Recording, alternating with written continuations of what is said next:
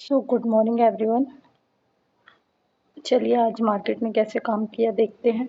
आज हमारा view up side का था, क्योंकि अप साइड के व्यू के लिए आप पिछले चार्ट को देखिए। पिछले डे मेरा डाउन साइड का व्यू था, बट मार्केट डाउन आया क्लोजिंग प्राइस तक, और क्लोजिंग प्राइस थोड़ा सा ब्रेक डाउन किया, मतलब थोड़ा सा।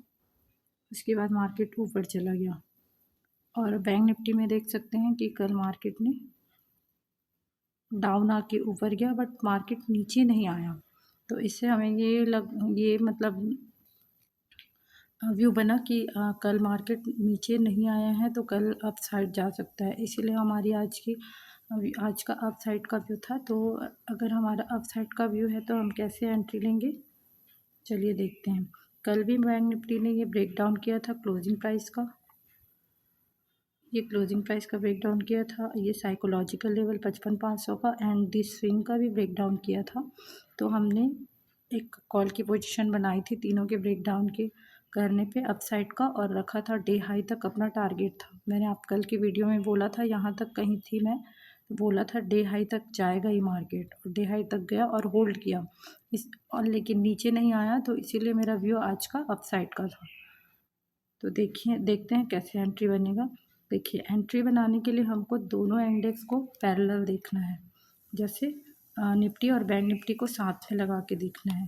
एक इंडेक्स सपोर्ट लेना चाहिए किसी भी लेवल का। जैसे सपोर्ट में क्या क्या आता है, जैसे मार्केट ऊपर ओपन हुआ है तो क्लोजिंग जो प्राइस है वो सपोर्ट की तरह काम करता है। कोई छोटा स्विंग हो, छोटा मोटा या फिर थोड़ा मेजर स्विंग हो, वो भी सपोर्ट की तरह काम करता है। तो क्या किया, निफ्टी ने सपोर्ट लिया क्लोजिंग प्राइस का, एंड बैंक निफ्टी ने आज फिर ब्रेक डाउन कर दिया। ये रेड कैंडल बनाते हुए ब्रेक डाउन किया, और ये छोटा सा स्विंग का भी ब्रेक डाउन किया। तो जिससे हमारी पोजीशन यहीं बनती कॉल की। तो हमने यहाँ पोजीशन बनाई थी कॉल की, दोनों में बन सकती थी। तो आप जैसे यहाँ तक इसका टारगेट आप इसी डे हाई तक रखते, क्योंकि देखिए ये जो सेलिंग आई है वो अच्छी खासी आई है, कम से कम 200 पॉइंट की आई है, 800 टू 594। तो 200 पॉइंट की आई है। तो आप ये टारगेट यहीं रखते, और निफ्टी का टारगेट आप इतना ही नहीं रखते, क्योंकि निफ्टी का टारगेट के लिए आपको ना, मार्केट इतना फ्लो में जा रहा था, तो आप ना जो स्विंग होता है, पीछे बैक करके देखेंगे तो जो मेजर स्विंग होता है ना, वहाँ तक टारगेट लगाते। तो निफ्टी का टारगेट ये मेजर स्विंग था, जिसको इसने एज ए रेजिस्टेंस लिया। यहाँ पर आपका टारगेट होना था। तो चलिए देखते हैं प्रीमियम में आपको कितना मिला होगा। अगर मैं निफ्टी की बात करूं तो निफ्टी की कॉल के प्रीमियम में 229 से 229 से प्रीमियम गया है 300 तक। तो ऑलमोस्ट 70 पॉइंट गया है। तो निफ्टी में 70 पॉइंट बहुत होता है।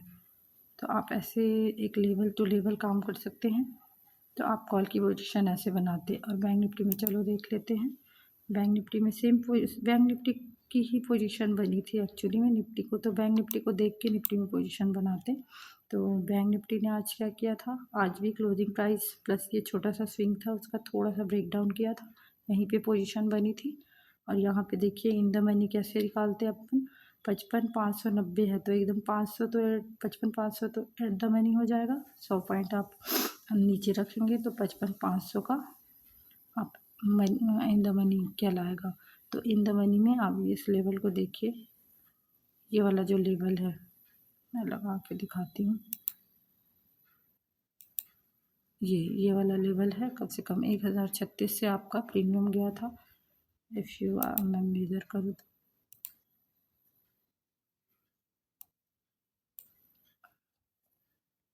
मैं मेज़र करती हूँ, तो आपका प्रीमियम गया था 128, मतलब 100 प्लस गया था। तो आप ऐसे कॉल की पोजीशन बना सकते थे। ठीक है, कॉल में और जाना था, लेकिन मार्केट सीधा सीधा नहीं जाता। तो यहाँ पे देखिए, जो स्कैल्पिंग करते हैं उसके लिए भी मैं एक सेटअप बताती हूँ। जैसे आपका यहाँ बुक हो गया था, बट मार्केट एकदम सीधा सीधा तो नहीं उड़ेगा, कहीं ना कहीं रिट्रेसमेंट लेगा जगह जब इतना गया है। तो रिट्रेसमेंट कैसे लेता है, जैसे ये इसका डे हाई था, इस पर यहाँ पे लिमिट ऑर्डर या पेंडिंग ऑर्डर जो भी है वो लगा होगा, बायर आए होंगे इसका ब्रेकआउट देख के। इस प्रकार बायर को निकालने के लिए एक सेलिंग साइड का छोटा सा मूवमेंट दिया है, निफ्टी में भी दिया है। तो आप अगर स्कैल्पिंग करते हैं छोटे छोटे लेवल में, अप साइड का व्यू भी है, तो थोड़े से लेवल के लिए, डाउन साइड के लिए किस लेवल पे जाएंगे आप? एक लेवल, एक परफेक्ट लेवल होना चाहिए, कहीं भी नहीं घुस सकते। तो एक ये इसका ब्रेकडाउन इसने फिर वही सेटअप देखिए, एक ने ब्रेकआउट किया थोड़ा सा, एक ने रेजिस्टेंस लिया, तो ऐसे आप काम कर सकते हैं। तो इसने ब्रेकआउट किया, इस पर एक छोटा सा पोजीशन बना सकते हैं, ज़्यादा नहीं। देखिए मार्केट अप साइड का होता है तो आप लंबा इसके लिए टारगेट नहीं रख सकते। 30 to 40 पॉइंट, इस पर भी ऐसे 20-25 पॉइंट के लिए जा सकते हैं निफ्टी में। चलिए, अगर यहाँ पे किसी ने स्कैल्पिंग के लिए, थोड़ा सा स्कैल्पिंग के लिए पोजीशन बनाई होगी, तो इसको कितना मिला होगा देखते हैं प्रीमियम में। जैसे कल तो निफ्टी का प्रीमियम उतना डीके नहीं कर रहा था। जैसे यहाँ पे पुट की पोजीशन किसी ने बनाई होगी निफ्टी में, छोटे स्कैल्पिंग जो करते हैं, जिसका पोजिशनल है बाई साइड का, वो तो अपना कंटिन्यू कर सकता है, ये डीके से वो नहीं डरेगा। लेकिन जो स्कैल्पिंग बीच बीच में अपोजिट साइड करते हैं, वो छोटे से पॉइंट के लिए कैसे स्कैल्पिंग कर सकते हैं। इसके लिए देखिए प्रीमियम कितना गया, 198 से आपका गया है